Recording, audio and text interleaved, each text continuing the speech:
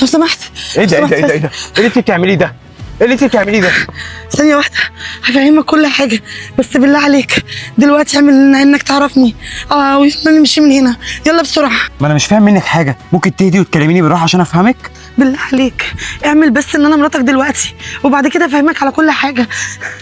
بالله عليك الحقني، انا في عرضك. اركبي بسرعة. راحت فين؟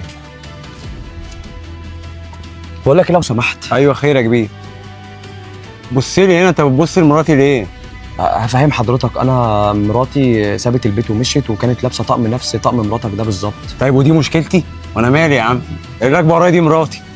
طيب ظاهر ان انا اتلخبطت، معلش انا متاسف. ولا يهمك. ماشي، مع السلامه.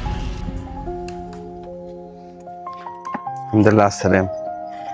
الحمد لله على السلامة. ايه تعالي انت ايه اللي خلاك تجيبني هنا؟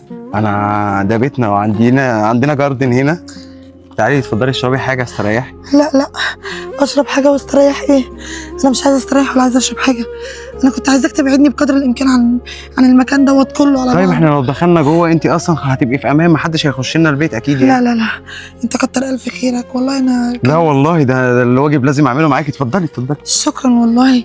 انا بس كنت عايزه اوضح لك عشان ممكن تكون فهمتني غلط. معلش، انا جوزي كان بيضربني وبيقل مني على طول.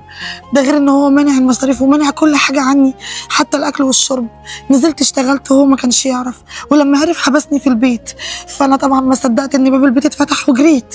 ربنا علم هو كان قافل عليا بقاله قد ايه، وكان هيعمل فيا ايه اصلا تاني. بس لقيتك انت قدامي طوق نجاسه روحها. انا متاسفه بقى لو انا دخلت عليك الدخله دي، حقك يعني عليا. انت فاكره ان انا فهمتك غلط؟ ده انا بقول لك اتفضلي. يعني بعد الحركه اللي انا عملتها معاكي ازاي تفهميني غلط؟ انا كل اللي انا قصدي ان هو كل خير والله. انا عايز اطمن عليكي بس واشوفك ترتاحي، ان انا صراحه صعبان عليا منظرك جدا. لا انا كويسه، مفيش اي حاجه، ومتشكره جدا زي ليك ما تحبي والله. ومعلش ان انا يعني هي دي لا. اللي حمتني الحمد لله. معلش. وعلى فكره جوزي هو اللي وقفك. ايوه، ما انا خدت بالي من طريقه كلامه. طب انت بتفكري في ايه؟ ناويه ترجعي له ولا هتعملي ايه؟ لا ارجع له؟ لا، ده انا ما صدقت ان انا عندي انام في الشارع ولا اني اعيش معاه تحت سقف واحد، ولا عايزه اشوفه تاني، ولا عايزه اشوفه. انت كتر الف خيرك، انت راجل جدع بصراحه. تأمري. وانا مقدره موقفك ده معايا. انت تليفونك؟ راجل شهم. رقمي هو معاكي، لو واجهتي اي مضايقات في اي وقت كلميني، انا اخوكي. انا متشكره جدا. شرفنا، ربنا يهدي سركم والله. حضرتك اسمك ايه؟ شادي. شكرا يا استاذ شادي. الله يخليك. انا هسجله. ماشي، في رعايه الله. والاخر مره انا متاسفه على لا ولا يهمك، سلام ربنا معاكي يا رب.